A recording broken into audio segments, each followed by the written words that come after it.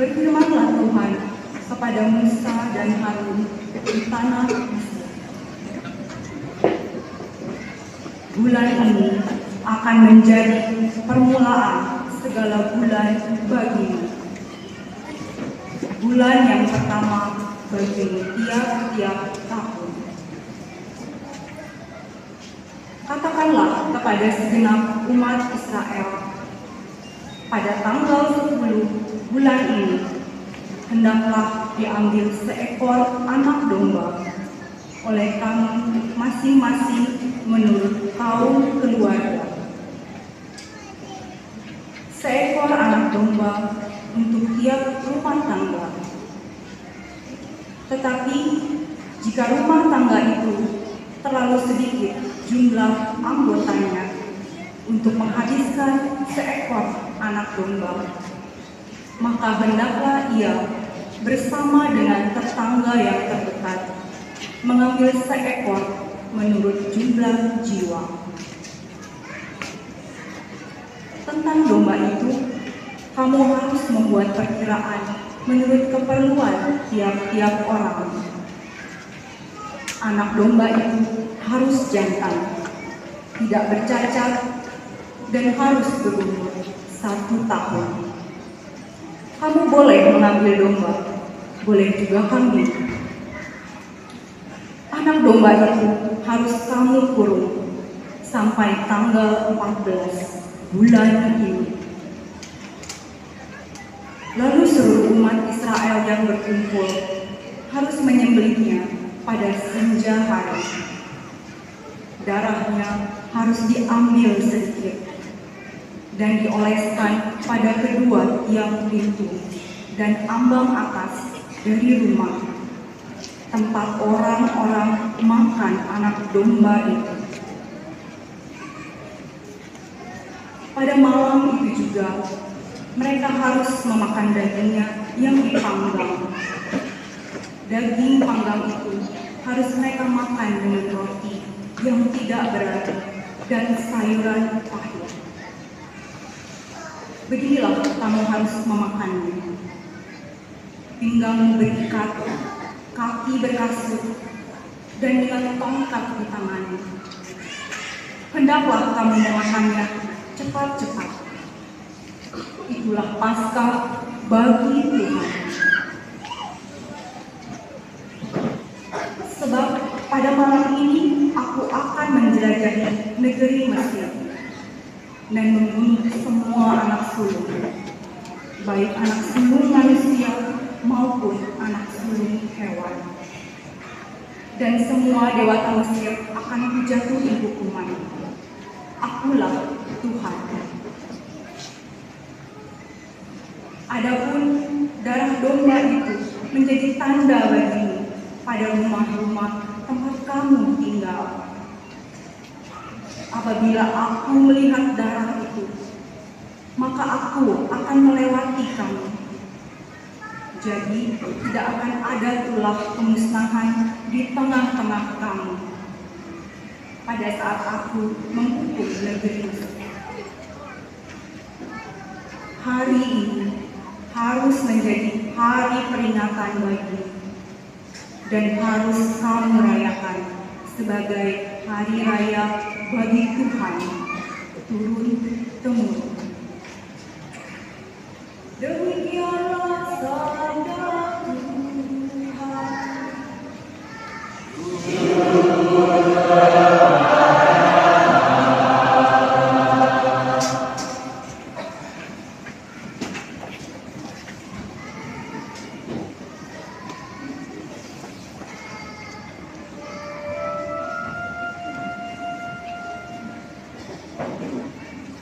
Yeah.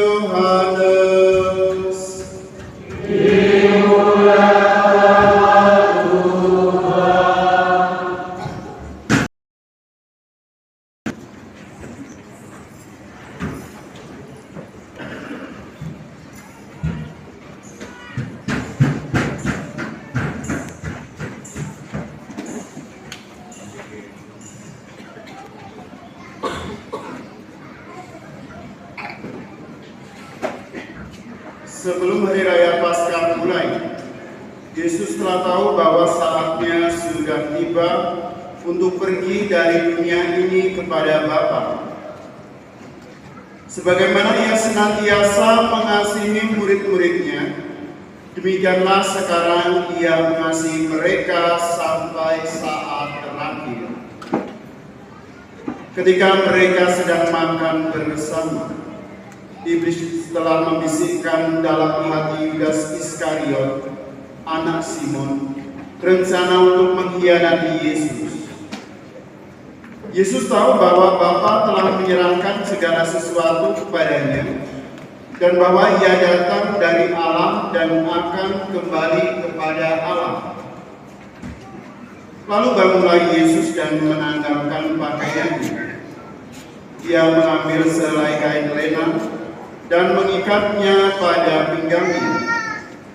Kemudian ia menuangkan air ke dalam sebuah baskom dan mulai membasuh kaki murid-muridnya, lalu menyekanya dengan kain yang terikat pada pinggangnya itu.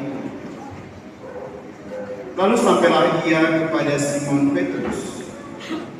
Kata Petrus kepadanya, "Tuhan, Engkau hendak membasuh kakiku?" Yesus menjawab kepadanya, "Apa yang aku lakukan engkau tidak mengerti sekarang, tetapi engkau akan memahaminya kelak." Kata Petrus kepadanya, "Selama-lamanya engkau tidak akan membasuh kakiku." Jawab Yesus, "Jika aku tidak membasuh engkau, engkau tidak mendapat bagian dalam aku." Kata Simon Petrus kepadanya, "Tuhan, jangan hanya kakiku saja, tetapi juga tangan dan kepalaku." Kata Yesus kepadanya, "Siapa saja yang telah mandi, ia tidak usah membasuh diri lagi selain membasuh kakinya, karena ia sudah bersih seluruhnya. Kamu pun sudah bersih, hanya tidak semua." Yesus tahu siapa yang akan menyerahkan dia. Karena itu ia berkata, "Tidak semua kamu bersih." Sesudah membasuh kaki mereka, Yesus mengenakan pakaiannya dan kembali ke tempatnya. Lalu ia berkata kepada mereka, "Mengertikah kamu apa yang telah aku lakukan kepadamu? Kamu menyebut aku guru dan Tuhan, dan katamu itu tepat, sebab memang akulah guru dan Tuhan. Jadi, jika aku, Tuhan dan gurumu, membasuh kakimu, maka kamu pun wajib saling membasuh kaki. Sebab aku telah memberikan sesuatu teladan kepadamu, supaya kamu juga melakukan seperti yang telah aku lakukan kepadamu." Demikianlah sabda Tuhan. Terpujilah Kristus.